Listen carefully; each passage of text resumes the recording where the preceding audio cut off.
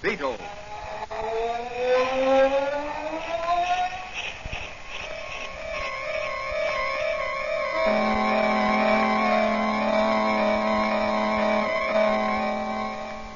Sweeping down upon the underworld to smash gangland comes the friend of the unfortunate, enemy of criminals. A mysterious, all-powerful character, a problem to the police, but a crusader for law. In reality, Dan Garrett, a rookie patrolman, loved by everyone but suspected by none of being the Blue Beetle. As the Blue Beetle, he hides behind a strange mask and a suit of impenetrable blue chain armor, flexible as silk but stronger than steel.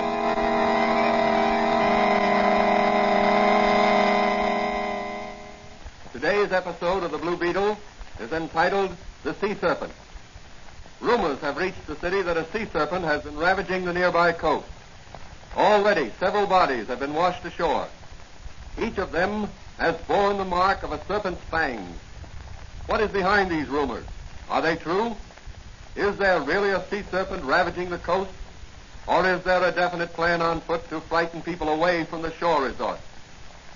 As our story opens, Dr. Franz is listening to the radio while dusting the shelves of his little apothecary shop and awaiting the usual morning call of his young friend, Patrolman Dan Garrett, who in secret is really the Blue Beetle.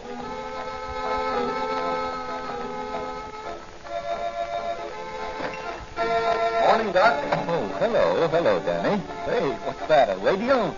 Don't tell me you're going to modernize this quaint little shop of yours. No, it's not that bad. I just thought I'd like to have a little music once in a while. The customers also like to get the baseball scores and the news. Fine. What are you and Mike Manigan doing these days? Any special assignment? No, it's been a little quiet since we chased those racketeers out of Chinatown. What do you think about this sea serpent scare? I don't really know what to think. Are there such things as sea serpents, Doc? Well, the term sea serpent has been associated with huge dragon-like creatures we read about. But as a matter of fact, a serpent can be any size. According to reports, the bodies of these bathers who were bitten showed signs of having been poisoned. That's strange. We interrupt our regular program to bring you a special news bulletin. Breaker City. The body of another bather was brought ashore by lifeguards this afternoon. The bather, a man about 50, showed signs of distress while swimming about 300 feet offshore. His cries for help were immediately answered by lifeguards who rushed to his rescue. However, when brought to shore, he failed to respond to efforts at respiration and died on his way to the hospital. Doctors who examined the man reported finding marks upon the man's leg resembling snake bites. They contend that the man did not drown, but died from the effects of poison. Late news dispatches will be given over this station as received. We continue now with our regularly scheduled program. Very strange. Yes, in fact, I'd say the whole thing looks very fishy to me, if you'll excuse the pun. Well, what are you going to do about it? Well, our territory doesn't extend beyond the city limits, but I'm going to ask the commissioner to let Officer Manigan and me take a run down to Breaker City and see what we can uncover. That's a good idea, Danny. The sea air will do you good. If I go, I'll drop in to see you when I get back. Are you wearing the poison detector ring I gave you, Danny? Wouldn't be without it. You may find it useful on this case. Remember, the stone turns from green to yellow in the presence of poison. I know. Well, so long, Doc. If I catch a sea serpent, I'll stuff him and bring him back to you.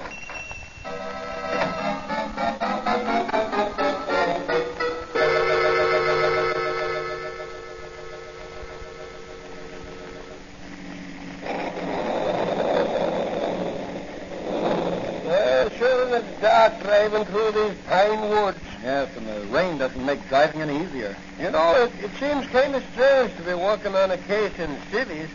They don't feel right somehow. I guess I missed the feel of the police cap and the shine of me police badge.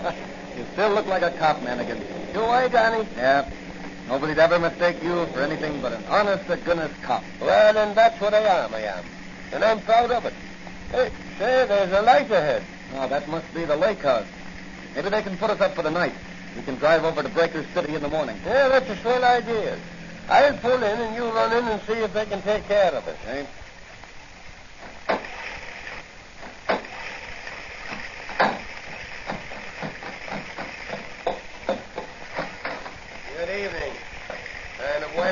tonight, isn't it? Yes. Well weather for duck. Traveling far? My friend and I are on our way to Breaker City. We saw your lights and decided to stop off for the night. Are you the clerk? I'm the owner. Own several hotels around the lake here. Oh, I beg your pardon. Got any accommodations? Sorry, but we're all filled up. Business must be good.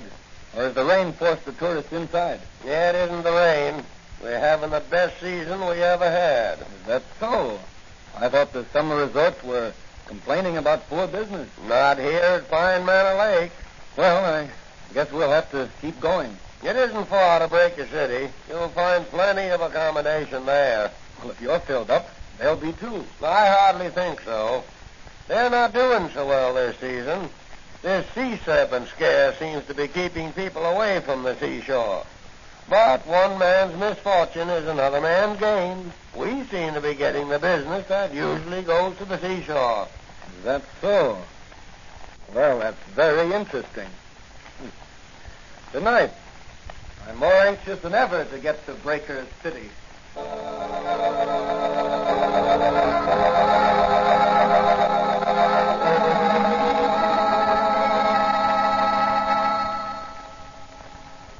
Say, Danny, this is a swell room they gave us overlooking the ocean and only $4 double. Yes, we must be the only guest in the hotel. The lobby is as dead as a museum after closing hours.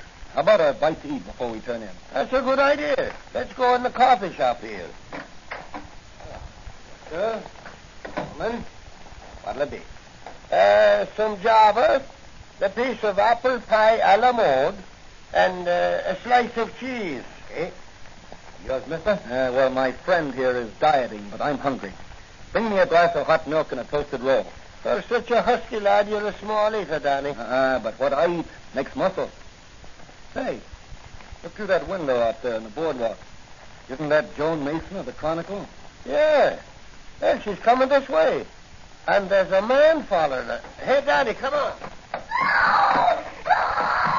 Take your hands off that girl. Dan Garrett. Beat it, Wayne Gayer. I'll croak you. You and who else? Drop that gun. Oh, yeah? Well, how do you like this? Oh. After him, Danny. I can't run. He got me in the leg. Is it bad? No, just a flesh wound. I'd better stay here and look after you and Miss Mason. Oh, Danny, I was never so glad to see anyone in my life. Are you all right? Yes, but what about Officer Manigan here? He can't walk. I'll be all right if Danny will lend me a shoulder to lean on. Oh, come on, Mike. We'll get you into the hotel and call a doctor. In the morning, we'll send you back to the city, a wounded hero. Okay. But right now, I want that piece of apple pie a la mode with cheese and the cup of Java.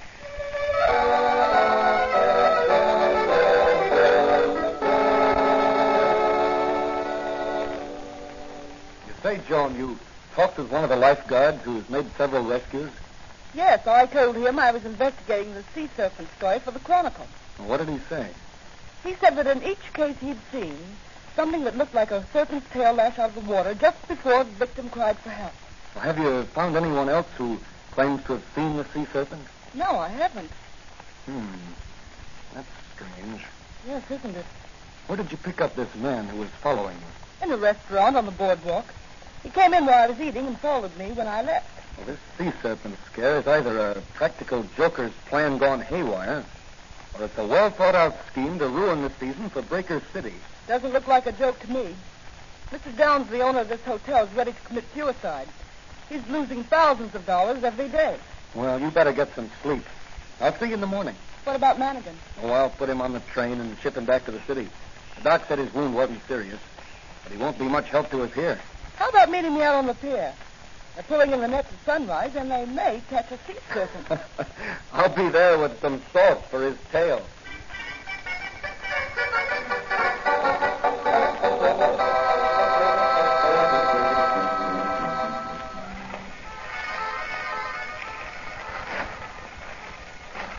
Hey, we better hurry, Joan. They're starting to haul in the nets. I'm right with you. Oh, there's Mr. Downs. I want you to meet him. Good morning, Mr. Downs. Oh, hello, Miss Mason. This is Dan Garrett. Beautiful day, sir. Maybe to some people, but not to me. You seem down in the mouth. You'd be down in the mouth if everything you'd strive for was gradually slipping away from you. I understand you're financially interested in Breaker City. I own the Sunset Hotel, for one thing. This sea serpent business is making it tough for you. Tough is not the word. I'm on a special assignment from the New York City Police Department investigating this case. Oh, are you? Well, I certainly hope you can clear up this mystery. It's costing us hotel and concession owners thousands of dollars a day to keep open. There's no business except day excursionists. Well, I'll certainly do what I can. Suppose you and Miss Mason come with me. I want you to meet Professor Meredith. He's an authority on fish and such things, and he's in charge here. I'd like to meet him. All right, boys. You can begin hauling in the net. Oh, Professor Meredith. Oh, good morning, Mr. Downs. Good morning. I'd like to have you meet Miss Mason of the Chronicle, Mr. Garrett of the York City Police. Oh, I'm happy to meet you both. Thank you. By the way, who's that man standing over there? The one with the dark hair. Oh, that's Fred Nash, one of the lifeguards. Yeah, and he's the man. Yes, I thought I'd seen him before. I beg pardon? I was just telling Miss Mason how long it'll be before you pull up the net. Oh, they're pulling them up now. In just a moment, we'll discover if our haul contains the sea serpent. All right, men. Bring the net over the pier. And keep the sides up. We don't want to lose any fish. Okay. That's got it. Now roll a little bit. Well, that's quite a haul. Plenty of variety, Professor. Aren't those sharks there? Yes, small ones. There are several skate, weak fish, and camelback. There's one there that looks like a balloon. Oh, that's a blowfish. Well, there's a sea serpent. Only a Neil, Miss Mason. But a big one. Well, I guess we'll have to try again. What's the use, Meredith? We won't find anything. We might as well admit we're licked and close up. I'd give a lot to know just what's out there. Well, I'm going to find out if it's still there. Why, what are you going to do? I'm going to find out if these waters are safe to bathe in. Mr. Downs, you're not thinking. Yes, I am. I'm going into that water. If the sea serpent is there and wants human flesh, he can have mine. My God, that's madness. What have I got to lose? I have no family. Everything I have is invested in this beach. If I can bathe here, so can everybody else. I'm going to get it over with. Stop him. He's gone crazy with what? Hey, you lifeguards, grab him. Oh, there he goes, right off the pier. I'm going after him. No, Dan. There go the lifeguards. They'll get him. Keep your eyes on them, everybody. I'm going in, too. No, Danny, no. Let go of me, Jones. I'm going out in that rowboat under the pier. Look, Mr. Downs is swimming away from the guard. He's a strong swimmer. Whatever made him do it? This thing has played on his mind for a long time. Look, one of the guards is calling for help. One of you men run for a doctor. And phone the lifeguard station for a pulmotor. Look, Mr. Downs has grabbed the lifeguard and Something's happened to Downs. he's let go of the lifeguard and it's sinking. Hurry, get into the boat. Oh, the serpent's got Mr. Downs. He's got him. I know it. I know it.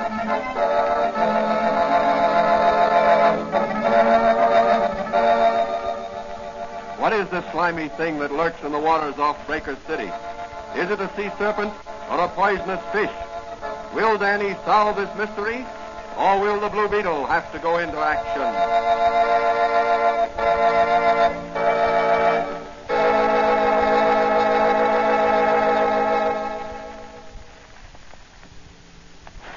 Time later at the Breaker City Hospital, Dan Garrett and Joan Mason are waiting outside one of the private rooms for Professor Meredith.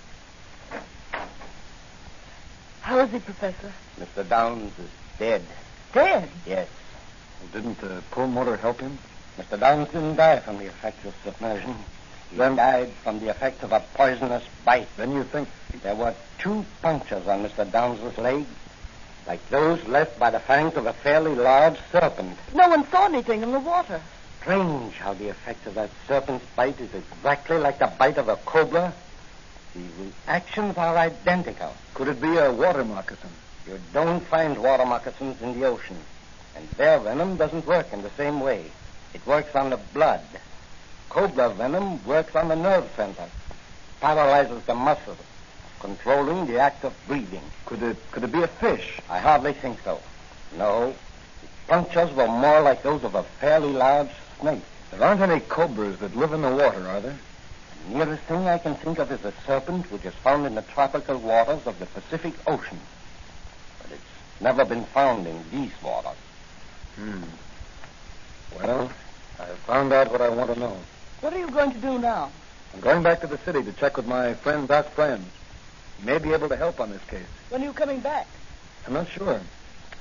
Well, I think I'll stay a while and see what else I can pick up in this case for my newspaper. Okay, but keep away from those 2 lifeguards. They're bad medicine.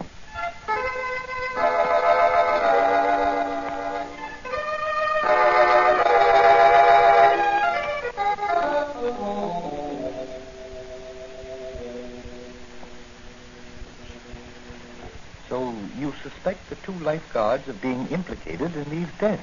Yes, I do. I'm convinced of it. What makes you so sure? All the time I was rowing the boat with the 2 lifeguards and Mr. Downs back to shore, the stone in the poison detector ring was bright yellow. But perhaps the poison in Mr. Downs' body. No. You see, after they took him away, the stone was still yellow. What about the man who tried to abduct Miss Mason and shot Manigan? Didn't you say he resembled one of the guards? He was one of the lifeguards, but I didn't let on I recognized him. I didn't want to spoil my chances of getting enough evidence to convict him in this larger case by showing my hand in the case of simple assault. Very wise, very wise. Well, what are you going to do now? Put on my Blue Beetle armor and mask and... I'll answer it. Hello? Patrolman Dan Garrett? Yes. Yes, he's here. It's for you, Danny. Long distance. Long distance. Probably Joan Mason. Hello? Oh, hello, Professor Meredith. What? Joan Mason has disappeared? But she hasn't checked out of the hotel? Well, I can't get down there myself, but I'll see that several of our best men are sent down right away. Thanks for calling. Goodbye. What's the trouble, Danny? It looks as if someone had kidnapped Joan Mason. Help me with my Blue Beetle costume, will you, Doc? Why, certainly, Danny, certainly. Where are you going? I'm driving down to Breaker City. But you just told Professor Meredith you weren't coming That's down. right. Dan Garrett isn't. But the Blue Beetle is.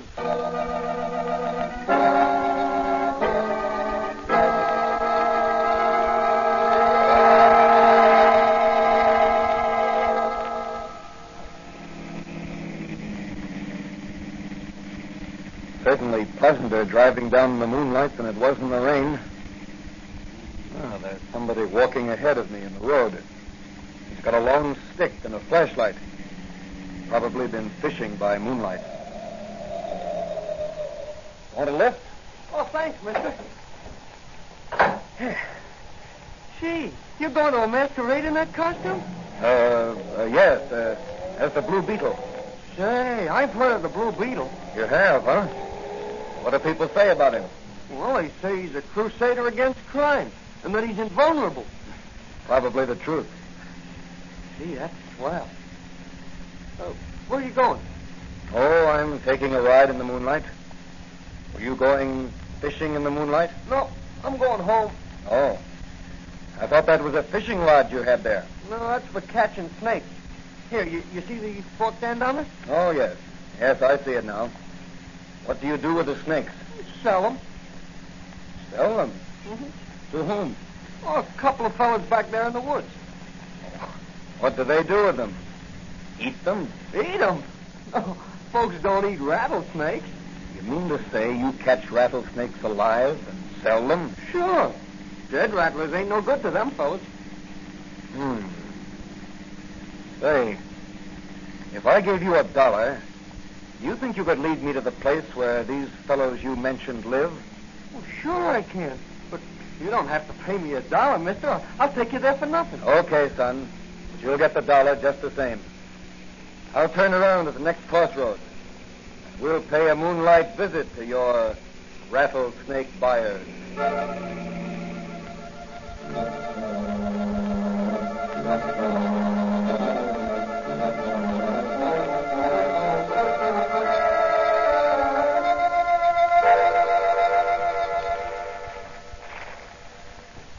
So, Miss Mason, it's very unfortunate for you that you got as far as you did with your investigation. I'm sure your newspaper will miss your valuable services. What are you going to do with me? Make sure you won't disclose the information you have to anyone. You can't get away with this. Oh, you are in error, Miss Mason.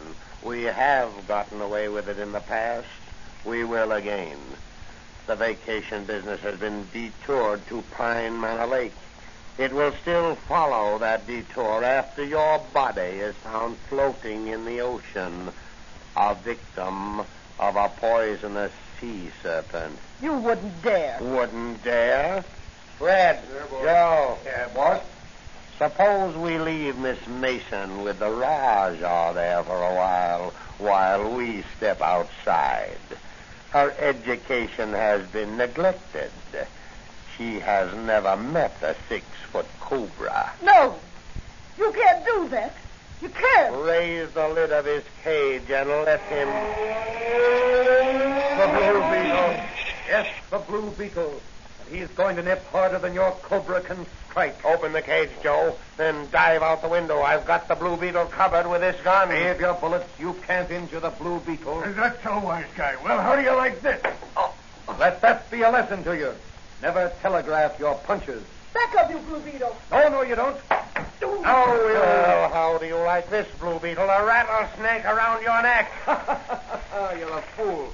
No snake can bite through this chain armor. Here, I give it back to you. Ah, take him off. He'll kill me. You're yellow when you're cornered, you murderous crook. Look out, Blue Beetle. Don't tear over the King Cobra's cage. Get me out of here. Take him off. Get me out of Wait. here. I'll paralyze him with my magic ray. There. That'll hold him for a while.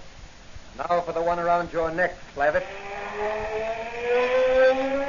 There.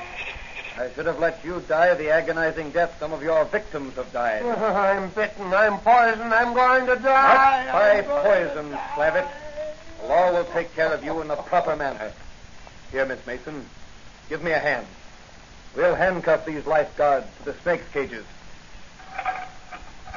They're still unconscious. Now, put these snakes back in their cages. There. You certainly have a powerful punch, Blue Beetle. I need that power. Now, Mr. Slavitt, we'll take care of you. Keep them away from me. Keep the snakes away from me. Here, get in this room here. What are you going to do with me? Don't let them at me. Don't let them Shut at me. Don't let up. them Here, get up on this chair and climb up onto those rafters. Oh, I can't. Now, I'll just pull the King Cobra's box over here, under you, and open the lid.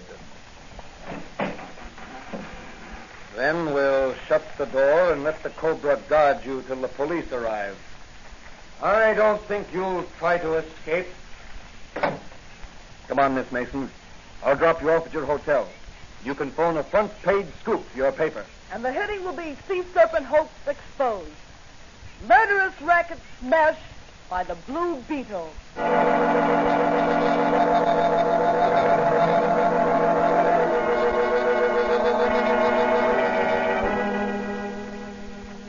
But, Danny, how did the lifeguards operate? They couldn't take the Cobra into the water with them. No, they extracted the poison from his poison sacs. Used it in 2 hypodermic needles taped together.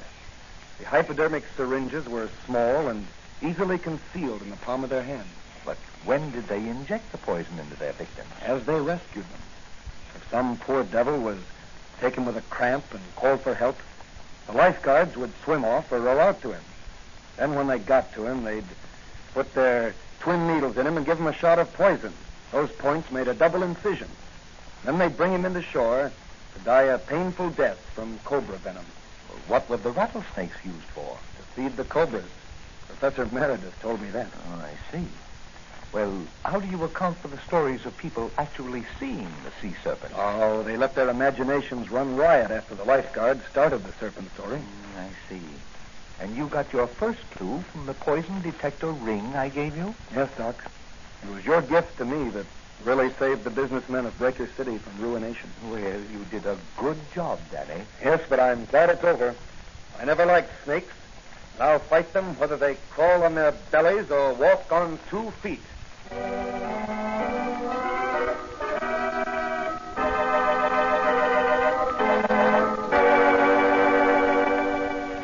And so another fiendish racket was smashed by the Blue Beetle. What will Dan Garrett's next assignment be? Where will the Blue Beetle strike next in his crusade against the underworld? These questions will be answered in the next episode of The Blue Beetle.